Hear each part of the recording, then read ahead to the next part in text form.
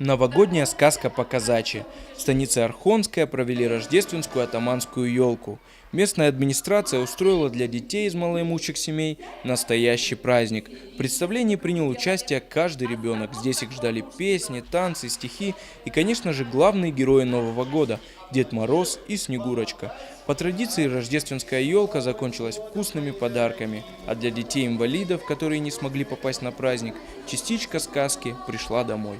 Готовились мы к этому празднику, в общем, выбрали оптимальный вариант, чтобы разная возрастная категория детей, поэтому мы решили устроить, так сказать, поездку на туристическом поезде с интересными остановками. Это Хлопушкино, Топотушкино, танцевальная, стихотворная, загадочная. И, конечно, остановка Деда Мороза, где мы с удовольствием звали и встречали Деда Мороза.